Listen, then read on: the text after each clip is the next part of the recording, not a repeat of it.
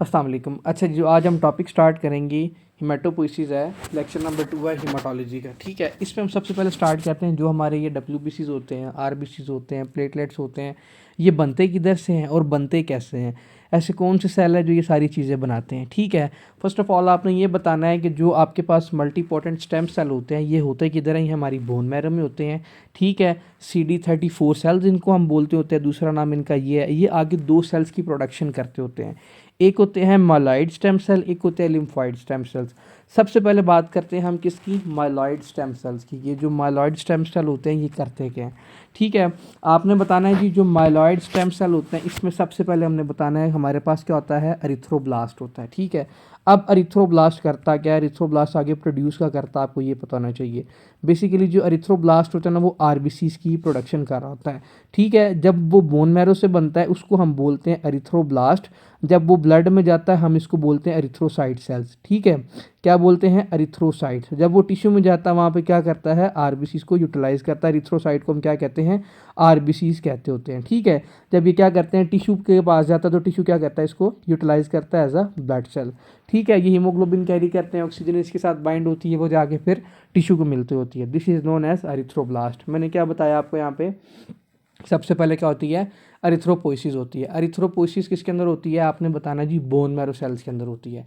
ठीक है, bone marrow होता किधर, कहाँ से प्रोड्यूस होता है, आपने कहना लॉन्ग बोन से होता है, फीमर से होता है, आपका ह्यूमरस से होता है, टिबिया फिबुला से होता है, ये सारी आपकी क्या है, लॉन्ग बोन।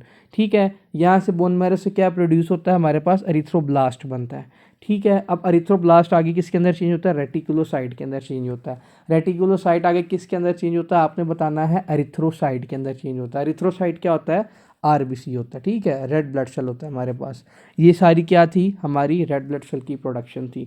सेकंड हमारे पास क्या होता है, माइलॉइड स्टेम सेल के अंदर आपने बताना है जी हमारे पास थ्रोम्बोपोइसिस होती है। अब थ्रोम्बोपोइसिस क्या होती है, formation of platelets is known as thrombopoiesis. ठीक है, किसकी, फॉर्मेशन ऑफ प्लेटलेट्स। अब ये बनते कैसे हैं, जब बच्चों ये बोन मैरो से प्रोड्यूस होंगे हम इसको क्या बोलेंगे, थ्रोम्बोपोइसिस, मेगा कैरियोब्लास्ट। हमेशा बात याद रखनी है, जब भी किसी ब्लास्ट सेल की बात आएगी ना, ब्लास्ट आप जहाँ पे भी सुनोगे, ठीक है, ब्लास्ट सेल सुनोगे, इसका मतलब ये है कि ये अभी बोन मैरो से प्रोड्यूस हो रहा है। ठीक है, ये किधर से बनेगा, बोन मैरो से बनेगा। इसी तरह हमने पहले क्या पढ़ा, एरिथ्रोब्लास्ट पढ़ा था, अब हम क्या पढ़ रहे हैं, मेगा कैरियोब्लास्ट। मेगा कैरियोब्लास्ट आगे आगे किसके अंदर चेंज होता है, मेगा कैरियोसाइट के अंदर होता है। कौन करता है, किस जगह पे होता है, आपने बताना है बोन मैरो के अंदर होता है। ठीक है, किसके अंदर चेंज होता है, किसके अंदर, मेगा कैरियोसाइट के अंदर चेंज होता है। जब ये ब्लड में जाता है तो क्या बन जाता है, प्लेटलेट्स बन जाता है, प्लेटलेट्स में चेंज हो जाते हैं। और आपको पता है प्लेटलेट्स का फंक्शन क्या है, कि क्या करवाते हैं, क्लॉटिंग करवाते होते हैं। यहाँ पे आगे इसके क्या लिख लें, फंक्शन भी लिख लें। अभी इसको मजीद हम अकेले के लिए टॉपिक को डिटेल में डिस्कस करेंगे, पूरा पूरा चैप्टर है आपके। ठीक है, ब्लड क्लॉटिंग करवाता होता है क्या, प्लेटलेट्स। आगे आ जाओ, आगे हमने क्या डिस्कस करना है, आगे हमारे पास होते हैं ग्रेन्युलोसाइट्स। अब ग्रेन्युलोसाइट्स क्या होते हैं, हमारी एज आ इन्फेक्शन के अगेंस्ट जो हमारे सेल जाके अटैक करते हैं ना, उनको हम क्या बोलते हैं, ग्रेन्युलोसाइट। इसमें भी अगर आपसे पूछा जाए मेनली कौन सा होता है, आपने बच्चों बताना है न्यूट्रोफिल होता है। वो क्या करता है, as a first line agent जाके फाइट करता है किसके against the pathogen. This is known as, ये न्यूट्रोफिल का मैंने आपको फंक्शन बता दिया। अब जब ग्रेन्युलोसाइटोपोइसिस होती है, ये होती किस जगह पे, आपने बताना है जी ये बोन मैरो के अंदर होती है। ये क्या करते हैं, माइलोब्लास्ट के अंदर आगे चेंज होते हैं। माइलोब्लास्ट आगे क्या करता है, आपने बताना है इजिनोफिल, बेजोफिल, न्यूट्रोफिल। हिस्टोलॉजी का आपने पढ़ा होगा, जब आपने हिस्टो स्टार्ट की होगी फर्स्ट ईयर में, फर्स्ट सेमेस्टर के अंदर आपने वहाँ पे पढ़ा होगा जी हमारे पास इजिनोफिल्स होते हैं। फिर आपने वहाँ पे पढ़ा होगा क्या होगा, न्यूट्रोफिल्स होते हैं और क्या, बेजोफिल्स होते हैं। अभी देखें, जो तो आपके पास न्यूट्रोफिल होते हैं ना, ये क्या करते हैं, एज अ फर्स्ट लाइन क्या करते हैं, जाके पैथोजन के अगेंस्ट फाइट करते हैं। जब भी क्वेश्चन में पूछा जाए, जब भी पूछा जाए, ठीक है, आपके पास अगर बॉडी में कोई पैथोजन है, ऐसे कौन से सेल हैं जो सबसे पहले जाके उनके अगेंस्ट लड़ते हैं, आपने बताना है न्यूट्रोफिल। वेरी इंपॉर्टेंट एमसीक्यूज, ये आपके एग्जाम का भी एमसीक्यूज है। फिर अगर आपसे पूछा जाए कि ऐसी कौन सी चीज़ है, अभी आप सिर्फ इसका नाम याद रख लें बच्चों, मैं कह रहा हूँ ये डिटेल में हर चीज़ डिस्कस करेंगे हम। अगर आपसे पूछा जाए कि ऐसी कौन सी चीज़ है जो न्यूट्रोफिल को पैथोजन वाली जगह पे अट्रैक्ट करती है, पैथोजन के पीछे लगाती है। फॉर एग्जांपल एक जगह वहाँ पैथोजन पड़ा हुआ बॉडी में, अब न्यूट्रोफिल को कैसे पता चलेगा वहाँ पे पैथोजन पड़ा हुआ है? तो आपने बताना है आपका कॉम्प्लीमेंट सिस्टम 5A, इंटरल्यूकिन 8 और LTB4, ल्यूकोट्रिन B4, ये क्या करते हैं, जहाँ पे पैथोजन पड़ा होता है ना बच्चों, क्या पड़ा होता है, पैथोजन पड़ा होता है, वहाँ पे किसको अट्रैक्ट करते हैं, न्यूट्रोफिल को अट्रैक्ट करते हैं उस जगह पे। वेरी इंपॉर्टेंट एमसीक्यूज बच्चों, ये जो मैंने दूसरी बात बताई है कि न्यूट्रोफिल को अट्रैक्ट कौन करता है, आपने बताना है C5A, इंटरल्यूकिन 8 और LTB4। जितने भी पास्ट पेपर उठा के देख लें, मेरे ख्याल में तकरीबन 2 से 3 पेपर ऐसे हैं जो मैंने खुद देखे हैं जिसमें ये एमसीक्यूज आया हुआ था। ठीक है, ऐसी कौन सी चीज़ें हैं जो अट्रैक्ट करती हैं, आपने ये भी बतानी है। ठीक है, साथ में क्या करती हैं, आगे बेजोफिल्स की भी प्रोडक्शन करती हैं और अजीनोफिल्स की भी प्रोडक्शन करते हैं। कौन, आपका माइलोब्लास्ट, बोन मैरो से ग्रेनुलोसाइटो, इनको ग्रेनुलोसाइट भी हम तीनों को बोलते होते हैं। अब देखें हमारे पास जो इजीनोफिल है ये किसके अगेंस्ट काम करता है। फॉर एग्जांपल जब भी बॉडी में हेलमिंथ इन्फेक्शन होता है ना बच्चों, हेलमिंथ इन्फेक्शन, आपसे पूछा जाता है कौन से सेल एक्टिवेट होते हैं, कौन से सेल एक्टिवेट होते हैं, आपने बच्चों बताना है इसके अंदर कौन से होते हैं, इजीनोफिल्स होते हैं। Very important MCQs helminth infection के अगेंस्ट। जब भी पूछा जाए हमारी बॉडी में कोई ना कोई एलर्जिक रिएक्शन हो रहा है, ठीक है, एलर्जिक रिएक्शन को जब होता है तो कौन से ज़्यादा सेल ओवर एक्टिवेट होते हैं, तो आपने बताना है बेजोफिल्स होते हैं इसके। ठीक है, बेजोफिल एक्टिवेट होते हैं। दूसरी बात आपने बतानी है कि एलर्जिक रिएक्शन में हमारा इजीनोफिल भी होता है। ठीक है, ये दोनों बातें आपने याद रखनी है, परेशान नहीं होना, ये सारे अलग-अलग टॉपिक हैं, इजीनोफिल, बेजोफिल और न्यूट्रोफिल। अच्छा, एक और बात मैं यहाँ पे बतानी थी आपको, जब भी माइलोब्लास्ट बच्चों बनते हैं ना, माइलोब्लास्ट से सबसे पहले होती है बैंड फॉर्मेशन।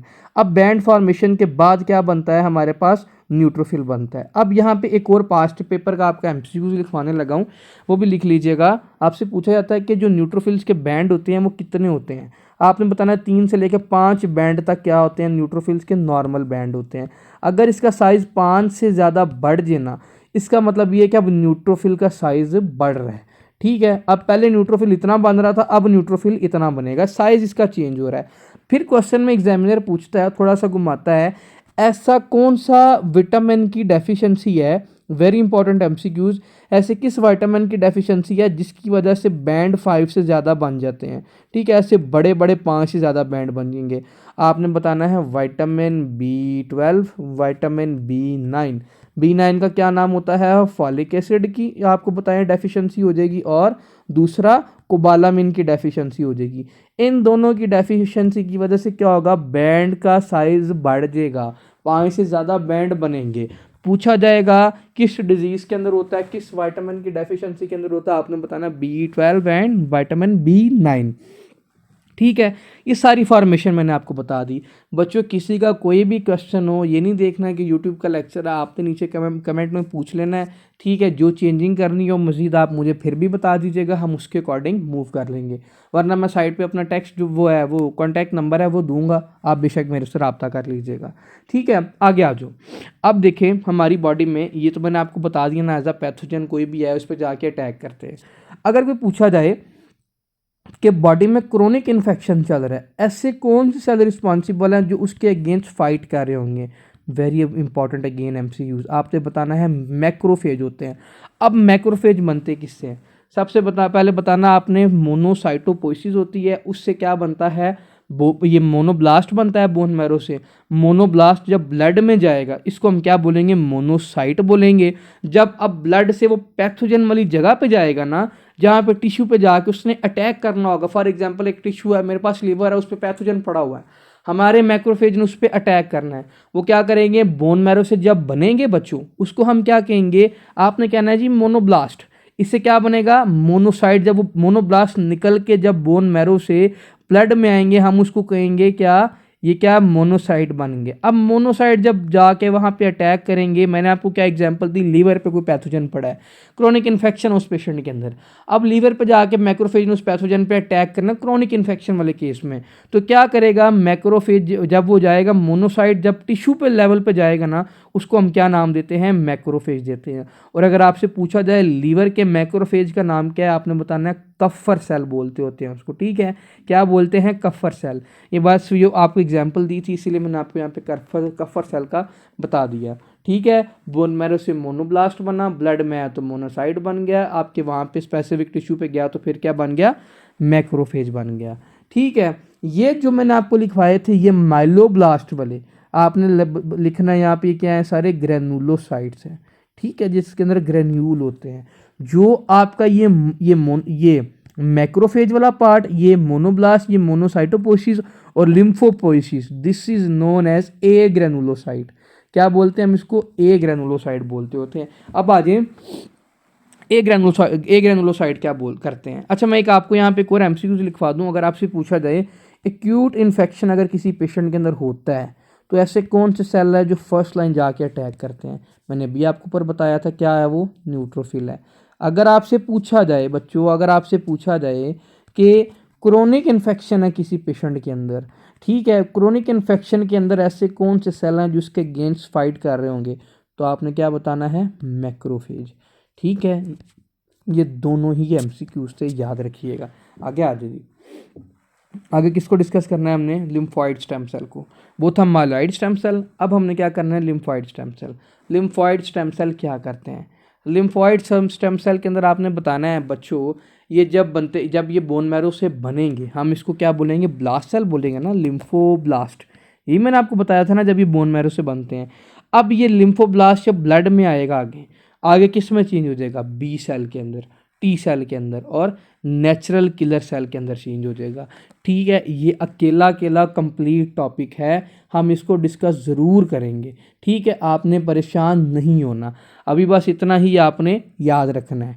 ठीक है, मैंने क्या बताया कि लिम्फोब्लास्ट आगे बी सेल, टी सेल और नेचुरल किलर सेल के अंदर चेंज हो जाएंगे। ठीक है, अब जब ये ब्लड में आए, ये देखो यहाँ पे ब्लड लिखा हुआ है, ये बी सेल, टी सेल और नेचुरल किलर सेल बन गए।